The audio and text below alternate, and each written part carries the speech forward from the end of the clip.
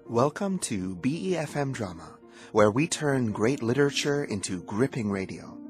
I'm your host, Joshua Cornwell, and tonight we're bringing you part 3 in our 5-part adaptation of The Harpooned Man, a classic Sherlock Holmes story from Sir Arthur Conan Doyle.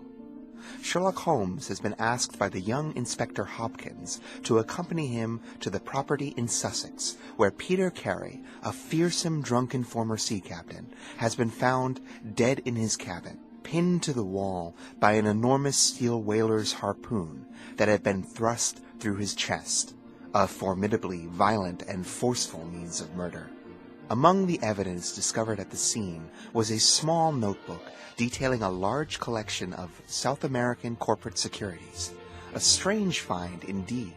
Now, join us as Holmes returns to the scene of the crime and picks up the investigation a full week after the murder took place.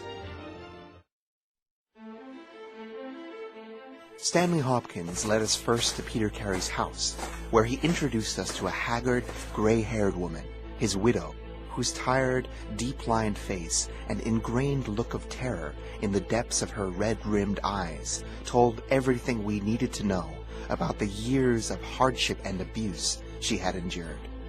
With her was her daughter, a pale, fair-haired girl.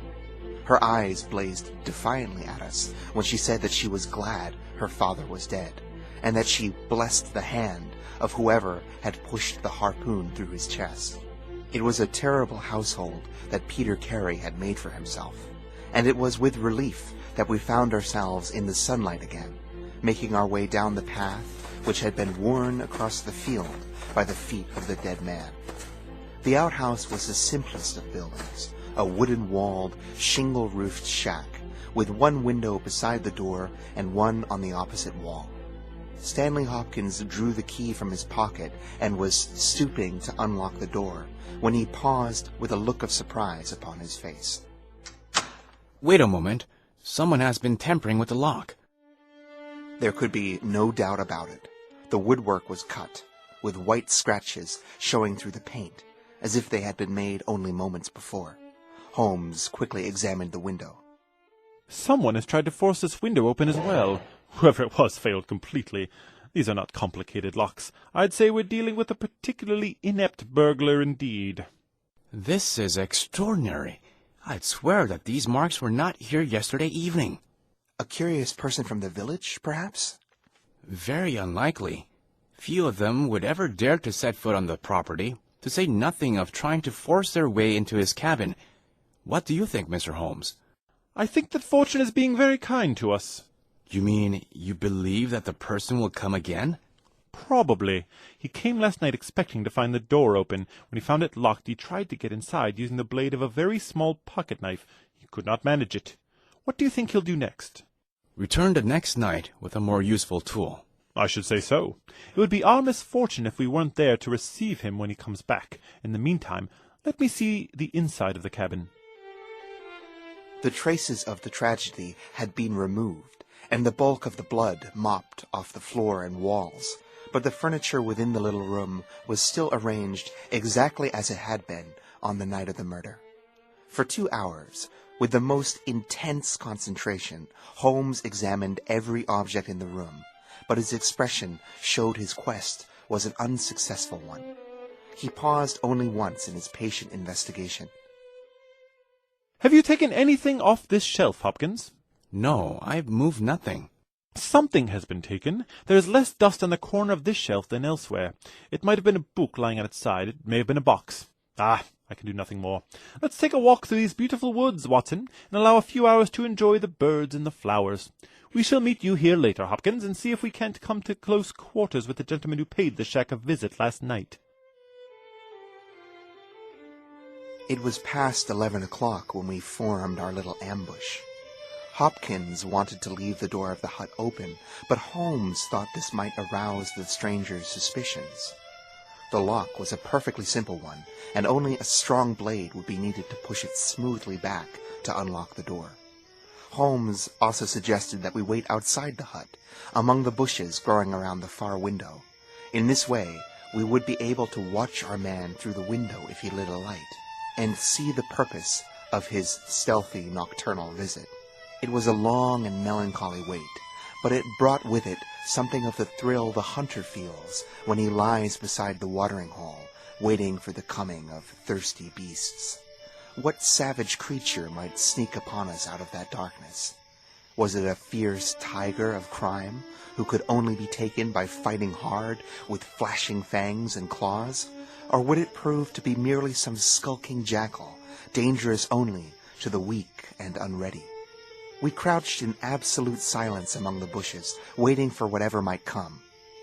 At first we heard the steps of a few straggling villagers, or the sound of voices from the distant houses, but gradually these interruptions died away, finally leaving us in an absolute and unbroken stillness, interrupted only by the bell of a far-off church, marking our progress through time into the deepest hours of the night. A soft rain began to fall, the droplets rustling and whispering in the foliage that concealed us. 2:30 had chimed, and it was the darkest hour before the dawn, when we all flinched slightly at a soft but sharp click from the direction of the gate. Someone had entered the driveway. Again there was a long silence, and I had almost begun to fear that it was a false alarm, when a stealthy footstep was heard on the other side of the hut, and, a moment later, a metallic scraping and clinking. A man was trying to pick the lock. This time his skill was greater, or his tool better, as there was a sudden snap and the creak of hinges. Then a match was struck, and the steady light from a candle filled the interior of the hut. Through the gauze curtain our eyes were all fixed on the scene within. The intruder was a young man, thin and frail, with a black mustache that intensified the intense paleness of his face. He could not have been much more than 20, and was certainly unlikely to have speared many men with harpoons. I have never seen another human being who looked so completely terrified. His teeth were visibly chattering, and he was shaking in every limb. He was dressed like a gentleman, in a jacket and knickerbockers, with a cloth cap on his head. We watched him looking round the room with frightened eyes. Then he set the candle on the table and disappeared from view into one of the corners. He appeared again with a large book, one of the ship's logs that lined the shelves. Leaning on the table, he rapidly turned through the pages of this volume until he paused at the entry which he sought. Then, with an angry gesture of frustration, he slammed the book shut, set it back in the corner, and blew out the candle. He had barely turned to leave when Hopkins' hand touched his shoulder. I heard his loud gasp of terror as he realized that he'd been caught. The candle was relit, and we stood before our wretched captive, who shivered and cowered in the grip of the inspector. We set him down upon the sea-chest, and he looked helplessly from one of our faces to the next. Inspector Hopkins spoke first. Now, my young fellow, who are you, and what do you want here? The man pulled himself together and faced us with an effort at self-composure. You're detectives, I suppose.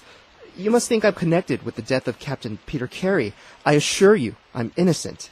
We'll see about that. First of all, what is your name? It is John Hopley Nelligan. I saw Holmes and Hopkins exchange a quick glance. What are you doing here? Can I speak confidentially? No, certainly not. Then why should I tell you? Because if you have no answer, it may go badly with you at the trial. The young man winced. Well, then I will tell all. Why shouldn't I? I only hate to think of giving an old scandal a new lease on life. Did you ever hear of Dawson and Nelligan? I could see from Hopkins' face that he never had, but Holmes was suddenly keenly interested. You mean the West Country bankers? They ran a security scam for £1 million. Ruined half the county families of Cornwell, and Nelligan disappeared. Exactly. Nelligan was my father. At last we were getting something positive, and yet it seemed a long gap between an absconding banker and Captain Peter Carey, pinned against the wall by one of his own harpoons.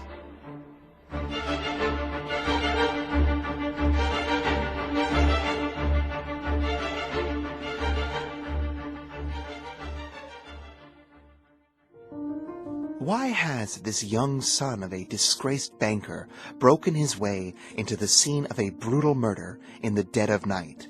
And what possible connection can his business have with the life and times of Captain Peter Carey, the evil-tempered drunk who ended his unfortunate life pinned to the wall of his cabin by a steel harpoon? Find out tomorrow evening in the 4th episode of our 5-part adaptation of The Harpooned Man by Sir Arthur Conan Doyle.